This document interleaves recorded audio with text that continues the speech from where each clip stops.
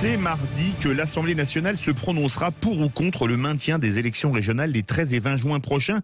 Un sujet épineux puisque les sondages n'étant pas bons pour la majorité pour ce scrutin, on pourrait accuser celle-ci de manipulation électorale en cas de report et qu'en cas de maintien, on pourrait dire en cas de très faible participation comme au municipal que les exécutifs régionaux ne seront pas légitimes.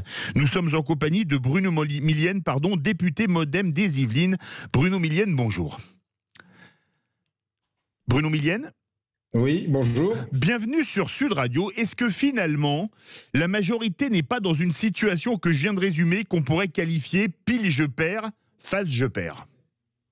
Écoutez, de toute façon, vous savez bien que les élections intermédiaires, de tout temps, n'ont jamais été favorables au pouvoir en place. Donc, que ce soit en juin ou plus tard, il y aura une prime au sortant, on le sait de toute façon, c'est comme ça depuis le début de l'histoire de la Ve République et encore plus depuis qu'on a inversé le calendrier. Donc voilà, le problème qu'il faut se poser là, c'est est-ce que les sortants, qui sont vraiment très pressés d'aller voter, de se faire élire, Monsieur Xavier Bertrand en tête, est-ce qu'ils considéreront qu'être élus avec moins de 20% des inscrits sur les listes leur donnera la légitimité nécessaire pour briguer une candidature à la présidentielle? C'est vraiment la question qu'il faut se poser. Moi, j'ai sondé, parce que je voulais avoir l'avis des maires, et je voulais avoir l'avis des citoyens aussi autour de moi. Donc, j'ai sondé les maires de ma circonscription, qui est une circonscription essentiellement rurale, sur 87 communes. J'en ai 77 qui sont rurales. Écoutez, la réponse est sans appel. À près de 80%, ils me disent tous, non, il faut reporter parce que d'un pur point de vue logistique, ça va être très compliqué pour nous, parce qu'on fait 2 élections en même temps. Les départementales et les régionales. Absolument. C'est donc un double bureau de vote. C'est donc en gros 700 000 assesseurs qu'il faut trouver sur l'ensemble de la France pour les 36 000 communes.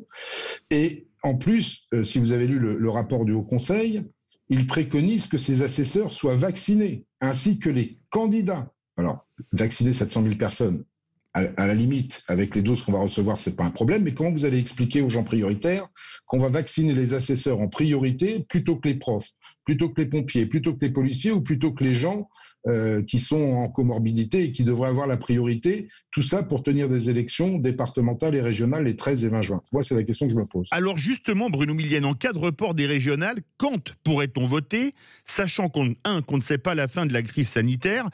Richard Ferrand, le président de l'Assemblée nationale, voudrait des régionales en octobre, mais on sera aussi en pleine primaire des partis avant la présidentielle. Alors vous allez nous dire, les primaires des partis, ça ne concerne que les partis. Oui, c'est les primaires des partis, voilà. Oui.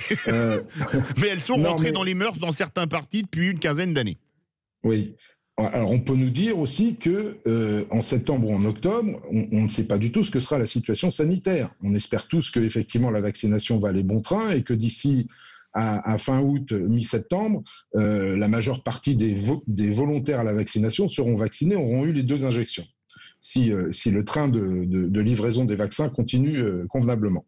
Déjà, ça enlèvera une pression aux Français, parce que moi, je peux vous dire, sur le mois de juin, ce qui est certain, c'est que les gens que j'ai interrogés autour de moi, plus le petit sondage auquel je me suis livré sur les réseaux sociaux, la tendance est 60% pour le report, 40% pour le maintien. Donc ça confirme ce que me disent mes maires, avec un pourcentage peut-être un petit peu inférieur pour le report chez les citoyens. Mais en tout cas, la priorité des priorités pour eux, après un an de vie sous cloche, pour ceux qui pourront vivre autrement, c'est de partir le week-end, d'aller respirer. C'est pas d'aller voter pour les départementales ou les régionales. Ça, c'est sûr. Alors, la bonne date, à mon avis, ce serait fin septembre, au plus tard, la première quinzaine d'octobre, parce que les gens seront déjà libérés de ce poids-là, qu'on aura pu avoir, malgré tout, une campagne électorale un petit peu digne de ce nom, puisque les candidats auront pu aller sur les marchés, faire du porte-à-porte, faire des réunions d'appartements, même en prenant des précautions encore, mais en tout cas, beaucoup plus facilement que ce qui pourrait être fait d'ici au mois de juin, ça c'est clair. Et puis encore une fois, je suis pas persuadé que si on les fait en octobre, ça obérera le résultat espéré du mois de juin. Mais alors comment expliquer, Bruno Millienne, qu'on a voté dans plein d'autres pays, on a beaucoup parlé de la présidentielle et des élections pour le Sénat et la Chambre des représentants aux USA, et que la chose soit si compliquée en France? Parce qu'en France, on s'est vu refuser tout simplement le vote par correspondance, qui fonctionne aux États-Unis sans aucune fraude avérée, depuis la guerre de sécession, On a eu des élections en Allemagne parce qu'ils avaient le vote par correspondance. On a eu des élections au Portugal parce qu'ils avaient le vote par correspondance. Toutes les élections que vous avez eues en pleine crise sanitaire, c'est parce que le vote par correspondance existait. Je pense qu'à un moment où nous on l'avait proposé, ça nous a été refusé. Je pense qu'à un moment ou à un autre, il faut que la France se modernise sur la façon dont on envisage les élections et le vote. Alors on sait bien que c'est un acte qu'on veut sacraliser avec la pose de l'enveloppe dans l'urne. C'est une tradition française, on y tient beaucoup. Mais il y a un moment ou un autre, il faut se rendre compte, il faut vivre avec son temps en 2021. Enfin, on vote par électronique pour des élections syndicales, on vote par électronique pour les copropriétés, on vote par électronique pour tout un tas de choses autour de nous, et on serait incapable de le faire de manière sécurisée pour des élections. Ça, j'ai un peu de mal à comprendre. Alors justement, le vote à l'Assemblée nationale, vous êtes député des Yvelines, député MoDem, c'est en début de semaine, c'est dans 3 jours. Risque-t-on de voir des alliances surprenantes? Parce que vous êtes à l'Assemblée nationale en ce moment même, vous avez des échos, comme on dit, dans les couloirs.